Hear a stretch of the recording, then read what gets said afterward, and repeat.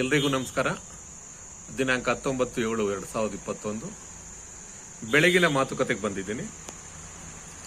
ಇವತ್ತಿನ ವಸ್ತು ವಿಷಯ ವಾತ್ಸಲ್ಯ. ಹೌದು, ವಾತ್ಸಲ್ಯ ತುಂಬಾ ಅರ್ಥಪೂರ್ಣವಾದ, ವಿಶಾಲವಾದ, ಸಾರ್ವಕಾಲಿಕ ಸತ್ಯದ ಅಭಿವ್ಯಕ್ತಿಯನ್ನು ಪ್ರತಿಪಾದಿಸುವ ಉದಾತ್ತ ಚಿಂತನೆಯ ಒಂದು ಮಾನವೀಯ ಆಶಯದ ನುಡಿಗಟ್ಟು. ಈ ವಾತ್ಸಲ್ಯವನ್ನ ವ್ಯಾಖ್ಯಾನಿಸುವ ಮತ್ತು ಈ ವಾತ್ಸಲ್ಯವನ್ನು ಸರಿಯಾದ ರೀತಿಯಲ್ಲಿ ಅರ್ಥ ಮಾಡಿ ವ್ಯಾಖ್ಯಾನ ಮಾಡುವ ವ್ಯಾಖ್ಯಾನಗಳು ಯಾವುವು? ವಾತ್ಸಲ್ಯವನ್ನ ನಿರ್ದಿಷ್ಟವಾಗಿ, ಸ್ಫುಟವಾಗಿ, ಅರ್ಥಪೂರ್ಣವಾಗಿ, ವಸ್ತುನಿಷ್ಠವಾಗಿ, ವಾಸ್ತವದ ನೆಲೆಯಲ್ಲಿ ಅರ್ಥೈಸುವ ಮೀಮಾಂಸೆಗಳು ಯಾವುವು? ಇವು ಕಾಲದಿಂದ ಕಾಲಕ್ಕೆ ಕೇಳುತ್ತಾ ಬಂದಿರುವ ಪ್ರಶ್ನೆಗಳು. ಕಾಲಘಟ್ಟ ತನ್ನದೇ ಆದ ಪಾತ್ರವನ್ನು ನಿರ್ವಹಿಸಿ ಕಾಲಘಟ್ಟದ ತೀರ್ಮಾನ ದಾಖಲಿಸುತ್ತಾ ಬಂದಿದೆ. ಅಂದಿನ ಕಾಲಘಟ್ಟದ ನಾಗರಿಕರು ಈ ಪ್ರಶ್ನೆಯನ್ನ ಕೇಳಿಕೊಳ್ಳುತ್ತಾ ಆ ಪ್ರಶ್ನೆಗಳನ್ನು ದಾಟುತ್ತಾ ಬಂದಿದ್ದಾರೆ. ನಾವೆಲ್ಲ ಈಗ 21ನೇ ಶತಮಾನದಲ್ಲಿದ್ದೀವಿ. ಒಂದ್ ಕಡೆ ಆಧುನಿಕತೆ, ಇನ್ನೊಂದು ಕಡೆ ಜಾಗತೀಕರಣ, ಇನ್ನೊಂದು ಕಡೆ ತಂತ್ರ ಆವಿಷ್ಕಾರಗಳ ನಡುವೆ ಇಡೀ ಜಗತ್ತು ಒಂದು ಪುಟ್ಟ ಹಳ್ಳಿಯಾಗಿದೆ. ದೂರ ಸಮೀಪವಾಗುತ್ತಿದೆ, ಸಮೀಪ ದೂರವಾಗುತ್ತಿರುವ ಸಂದರ್ಭದಲ್ಲಿ ವಾತ್ಸಲ್ಯ ಅಂದ್ರೆ ಏನು? ವಾತ್ಸಲ್ಯ ಅಂದ್ರೆ ಪ್ರೀತಿ, ಸಹಿಷ್ಣುತೆ, ತಾಯ್ತನ, ಮನುಷ್ಯ ಸಂಬಂಧಗಳು, ಕರುಣಾಮೈತ್ರಿ, ದಯೆ, ಮಾನವೀಯ ನೆಲೆಯ ಆಶೋತ್ತರಗಳು, ಮನುಷ್ಯ ಸಂಬಂಧಗಳು, ಮನುಷ್ಯನನ್ನ ಮನುಷ್ಯನಾಗಿ ನೋಡುವಂತಹ ಸಂದರ್ಭಗಳು, ಎಲ್ಲರನ್ನು ಒಟ್ಟಾಗಿ ಪ್ರೀತಿಸುವ,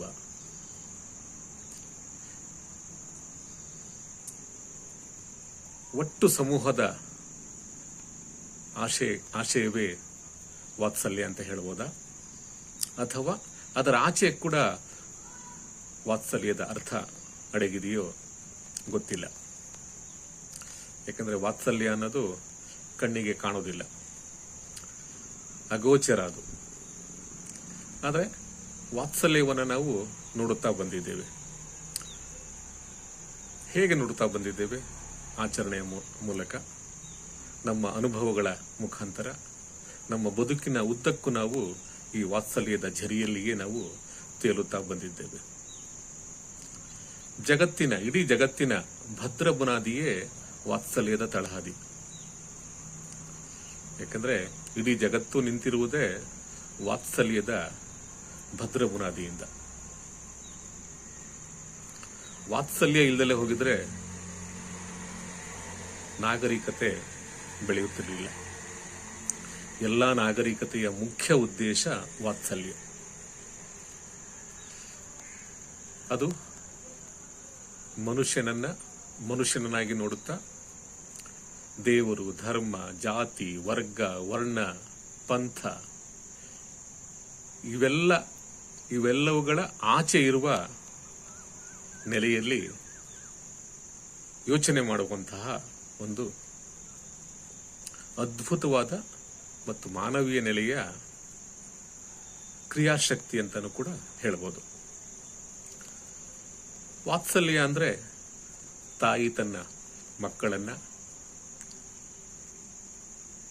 ಸಾಕುವ ನೆಲೆಯಲ್ಲಿ, ಆರೈಕೆ ಮಾಡುವ ಸನ್ನಿವೇಶದಲ್ಲಿ ಮಕ್ಕಳು ಅದನ್ನು ಅನುಭವಿಸುವ, ತಾಯಿ ತನ್ನ ಜವಾಬ್ದಾರಿಯನ್ನು ಆತ್ಯಂತಿಕವಾಗಿ ನಿರ್ವಹಿಸುವ, ಮಕ್ಕಳನ್ನು ಸರಿಸಮನಾಗಿ ನೋಡುತ್ತಾ ಸಾಕುವ ವಾತ್ಸಲ್ಯ.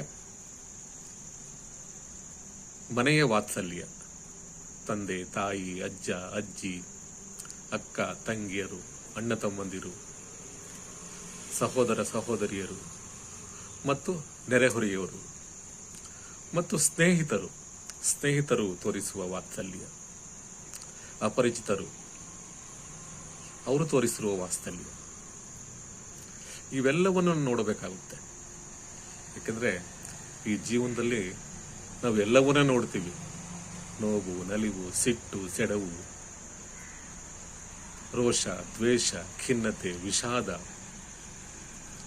ನಿಟ್ಟುಸಿರು, ಇವೆಲ್ಲವನ್ನು ನೋಡಿಕೊಳ್ಳುತ್ತಲೇ ನಾವು ಅದರಾಚೆ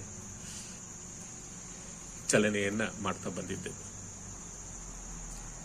ವಾತ್ಸಲ್ಯ ಅಂದ್ರೆ ನಮ್ಮ ಜೀವನ ಪರ್ಯಂತ, ನಮ್ಮ ಬದುಕಿನ ಉದ್ದಕ್ಕೂ ನಾವು ಕಂಡುಕೊಳ್ಳುವ ಒಂದು ಜೀವನ ವಿಧಾನ ಅಂತ ನಾನಂತೂ ಭಾವಿಸಿದ್ದೀನಿ. ವಾತ್ಸಲ್ಯವನ್ನು ನಾವು ಪಡಿಬೇಕು ಅಂದ್ರೆ, ಇನ್ನೊಬ್ಬರ ವಾತ್ಸಲ್ಯವನ್ನು ನಾವು ಪಡಿಬೇಕು ಅಂದ್ರೆ, ಇನ್ನೊಬ್ಬರು ನಮ್ಮನ್ನು ಆರೈಕೆ ಮಾಡಬೇಕು ಅನ್ನೋದಾದ್ರೆ, ಇಬ್ಬರ ಮನಸ್ಸುಗಳು ನಿರ್ಮಲವಾಗಿ, ಸರಳವಾಗಿ, ಸಹಜವಾಗಿ, ಸರಾಗದಿಂದ ಉಸಿರಾಡಬೇಕು.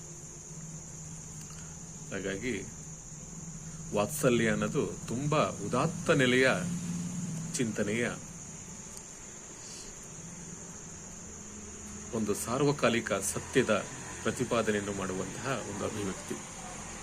ನೋಡಿ, ಇವತ್ತಿನ ಈ ಕರೋನಾ ಕಾಲಘಟ್ಟದ ಸಂದರ್ಭದಲ್ಲಿ ಇಡೀ ಜಗತ್ತಿನ ಜನರು ಆತಂಕಕ್ಕೆ ಒಳಗಾಗಿರುವ ಸಂದರ್ಭದಲ್ಲಿ ಇಡೀ ಜಗತ್ತಿನ ಜನರು ಒಂದಾಗಿದ್ದಾರೆ.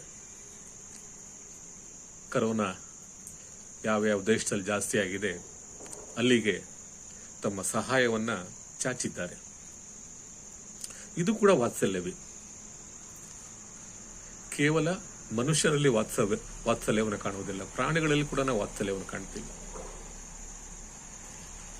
ಹಾಗಾಗಿ ವಾತ್ಸಲ್ಯವನ್ನು ನಾವು ಗ್ರಹಿಸಬೇಕು ಅನ್ನಂಗಿದ್ರೆ, ವಾತ್ಸಲ್ಯವನ್ನು ನೋಡಬೇಕು ಅನ್ನಂಗಿದ್ರೆ, ನಾವು ನಮ್ಮ ಬದುಕಿನ ಮೂಲಭೂತ ಕಾತರವನ್ನ, ನಮ್ಮ ಬದುಕಿನ ಗುರಿಗಳನ್ನ, ನಮ್ಮ ಬದುಕಿನ ಆಶಯಗಳನ್ನ, ನಮ್ಮ ಬದುಕಿನ ಗ್ರಹಿಕೆಗಳನ್ನ ನಾವು ಮೊದಲು ಗ್ರಹಿಸಬೇಕಾಗುತ್ತೆ. ಯಾಕೆಂದ್ರೆ ಜಗತ್ತಿಗೆ ದಾರ್ಶನಿಕರು, ಕವಿಗಳು, ಬರಹಗಾರರು, ಹೋರಾಟಗಾರರು ಅನೇಕ ಜನರು ಬಂದು ಹೋಗಿದ್ದಾರೆ. ಋಷಿಗಳು, ಮುನಿಗಳು, ಸೂಫಿ ಸಂತರು, ಅನುಭಾವಿ ಪಂಥಗಳು ಈ ಜಗತ್ತಿಗೆ ಬಂದು ಹೋಗಿದ್ದಾರೆ. ಅವರ ಮುಖ್ಯ ಗುರಿ ವಾತ್ಸಲ್ಯವೇ. ಅವರು ಎಲ್ಲವನ್ನು ಸಮಾನ ರೀತಿಯಲ್ಲಿ ನೋಡುತ್ತಾ ಹೋಗಿದ್ದಾರೆ. ಹಾಗಾಗಿ ನಾವು ವಾತ್ಸಲ್ಯವನ್ನು ಗ್ರಹಿಸಬೇಕು ಅನ್ನೋದಾದ್ರೆ, ವಾತ್ಸಲ್ಯವನ್ನು ತಿಳ್ಕೋಬೇಕು ಅನ್ನಂಗಾಗಿದ್ರೆ, ವಾತ್ಸಲ್ಯವನ್ನು ನಾವು ಪಡಿಬೇಕು ಅಂದ್ರೆ, ನಾವು ಮೊದಲು ನಮ್ಮ ಅಂತರಂಗದಲ್ಲಿರುವ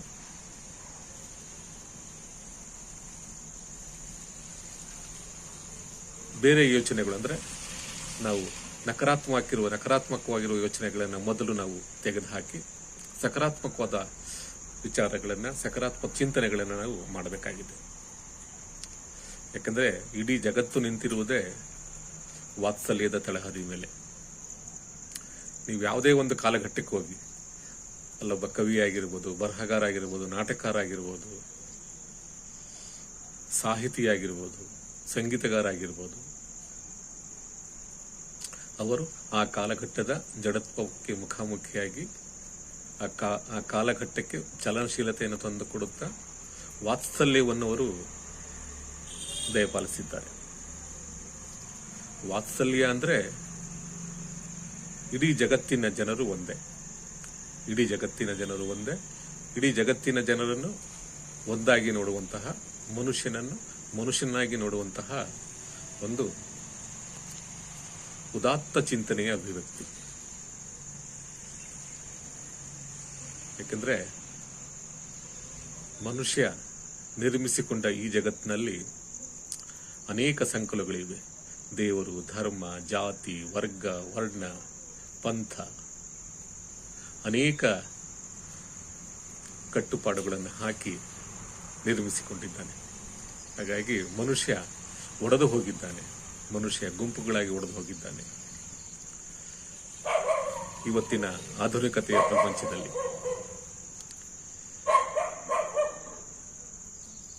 ಇಡೀ ನಮ್ಮ ಬದುಕು ವಾಣಿಜ್ಯಮಯವಾಗುತ್ತಿರುವ ಸಂದರ್ಭದಲ್ಲಿ ಮಾನವೀಯ ಮೌಲ್ಯಗಳು, ಪ್ರೀತಿ, ಸಹಿಷ್ಣುತೆ, ಭ್ರಾತೃತ್ವ, ಕರುಣಾಮೈತ್ರಿ, ದಯೆ ಅನ್ನೋ ಶಬ್ದಗಳು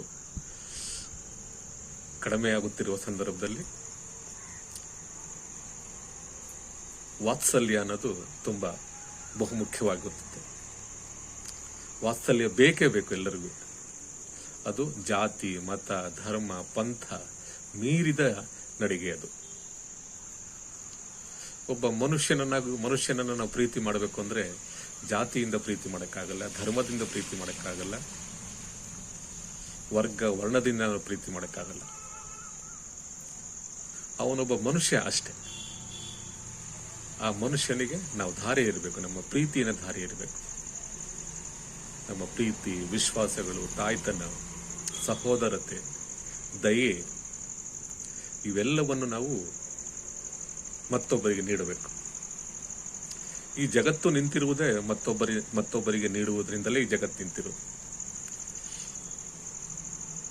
ಹಾಗಾಗಿ ವಾತ್ಸಲ್ಯವನ್ನು ನಾವು ರೂಢಿಸ್ಕೋಬೇಕಾಗಿದೆ. ವಾತ್ಸಲ್ಯದ ಅರ್ಥವನ್ನು ನಾವು ಇನ್ನೂ ಕಂಡುಕೊಳ್ಬೇಕಾಗಿದೆ.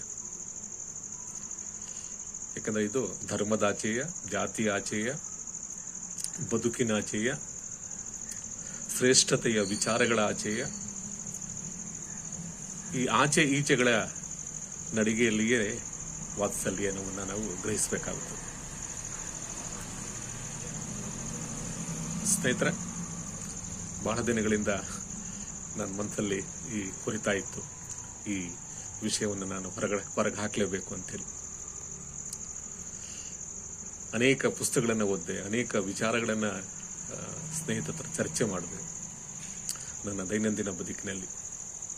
ಹಾಗಾಗಿ ನಂದೇ ಆದ ವಿಚಾರಗಳನ್ನು, ನಾನು ತಿಳಿದುಕೊಂಡಿರುವಂತಹ ವಿಚಾರಗಳನ್ನು ನನ್ನ ಓದಿನ ಅರಿವಿನಲ್ಲಿ, ನನ್ನ ಅನುಭವದ ನೆಲೆಯಲ್ಲಿ, ನನ್ನ ಆಚೆ ಈಚೆಗಳ ನೆಲೆಯಲ್ಲಿ ನಾನು ಪಡೆದುಕೊಂಡಿರುವಂತಹ ಗ್ರಹಿಕೆಗಳನ್ನ ಮತ್ತು ಚಿಂತನೆಗಳನ್ನ ಮತ್ತು ಒಳನೋಟಗಳನ್ನ ನಿಮ್ಮ ಮುಂದಿಟ್ಟಿದ್ದೇನೆ. ನನ್ನ ಚಿಂತನೆಗಳೇ ಅಂತಿಮವಲ್ಲ, ನನ್ನ ಗ್ರಹಿಕೆಗಳೇ ಅಂತಿಮವಲ್ಲ. ನನ್ನ ಚಿಂತನೆಗಳನ್ನ ಬೇರೊಬ್ಬರು ಮುರಿದು ಕಟ್ಟಬೇಕು. ಯಾಕಂದ್ರೆ ಗ್ರಹಿಕೆಗಳನ್ನ, ಒಳನೋಟಗಳನ್ನ, ಚಿಂತನೆಗಳನ್ನ ಕಾಲದಿಂದ ಕಾಲಕ್ಕೆ ಚಲಿಸುತ್ತಾ ಬಂದಿರುತ್ತವೆ. ನಾವು ವರ್ತಮಾನ ಕಾಲದಲ್ಲಿ ಅದನ್ನು ಮುರಿದು ಕಟ್ಟಬೇಕು. ಆ ಮುರಿದು ಕಟ್ಟಿದಾಗ ನಮಗೆ ಒಂದು ಹೊಸ ಹೊಳೆವು ಪ್ರಾಪ್ತವಾಗುತ್ತದೆ. ಹಾಗಾಗಿ ವಾತ್ಸಲ್ಯದ ಈ ಮಾತುಕತೆಯನ್ನು ನಿಮ್ಮ ಜೊತೆ ಆಡಿದ್ದೇನೆ. ಯಾಕಂದ್ರೆ ಇಡೀ ಜಗತ್ತಿಗೆ ಗೊತ್ತು ಬೇಕಾಗಿದೆ ವಾತ್ಸಲ್ಯ ಅನ್ನೋದು.